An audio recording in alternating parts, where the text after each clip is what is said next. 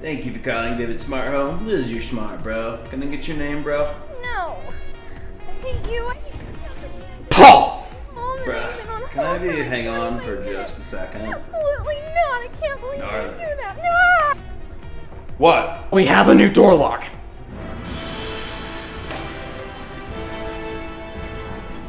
What does this mean? Is this why my FCR is so low, bro? Bro, this isn't good. Hey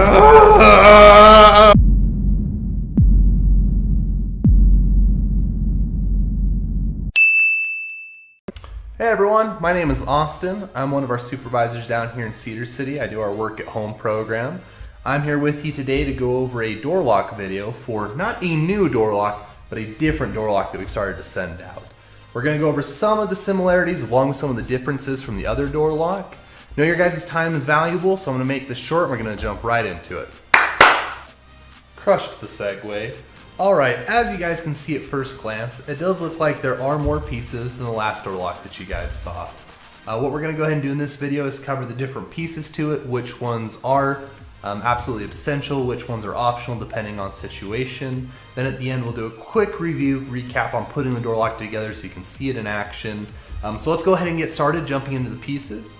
This right here is the lock itself. This is where you'll be able to find the batteries and where the customers would go to change the batteries for the door lock. Alright, so moving on from the lock itself, we've got the keypad, which is the part that goes on the outside. It's where the customer would enter their code to gain access to the home. From the keypad, we have the key mechanism. This is the part that actually drops into the keypad where the key will go. We've got the bolt itself. This is the part that you enter into the door that has the bolt that extends to lock the door.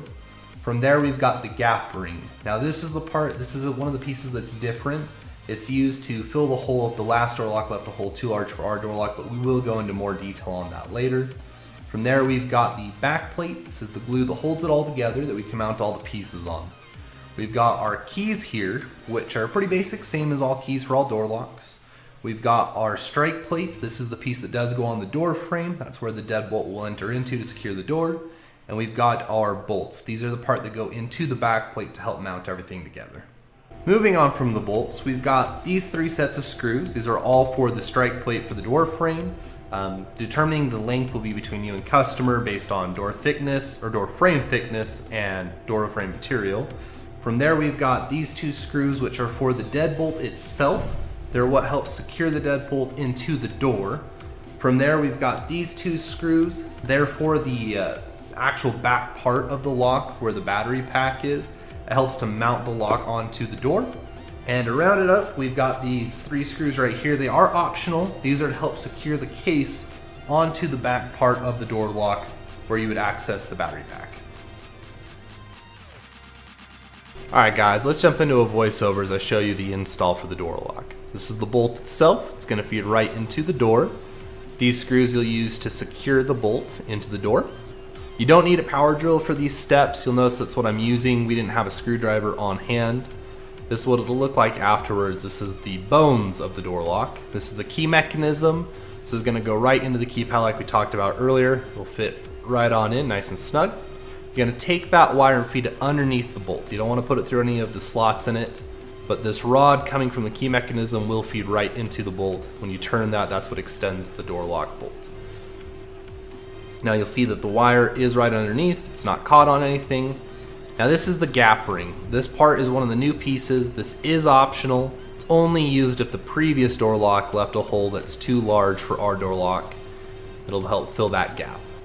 You'll watch the wire, we feed that right into the back plate. Now these pieces will fall off, that's okay, you can feed them right back in. You'll see the back plate, same thing, until those bolts are put on. That is loose. Now these bolts will go ahead and feed in. This might take your customers a minute or 2 as they get this worked out. There's a lot of pieces that can fall, that can move. Until these bolts are fed through, this is all a little bit loose. But as soon as they get these nice and secure, you'll see here in a second that everything's going to start to look way more like a door lock.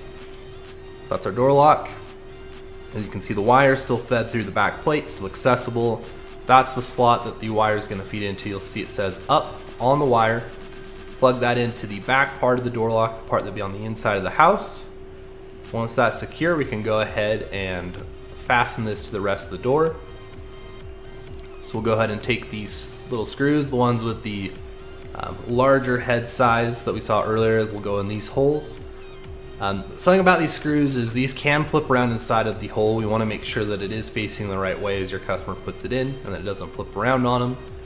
We'll go ahead and just screw those in. Again, you don't need a power drill for this. A screwdriver will work just fine. Back plate slides right on. And these are those optional screws that you can use to secure the plate, the back plate onto the door lock. Kids can't slide that off. And we'll do one for both sides. Now on our model, we weren't able to put the last screw in because the power drill doesn't fit underneath the base. All right, guys, that's gonna wrap it up for our demonstration here. As you can see, it does work. The bolt extends, it retracts. And with that being said, let's go ahead and cut to our outro. That wraps up the door lock install. Now before we go, I did want to point out that these are the pieces that will be left over. Like we talked about earlier, this is the strike plate that goes to the door frame. These are the screws that go to that strike plate.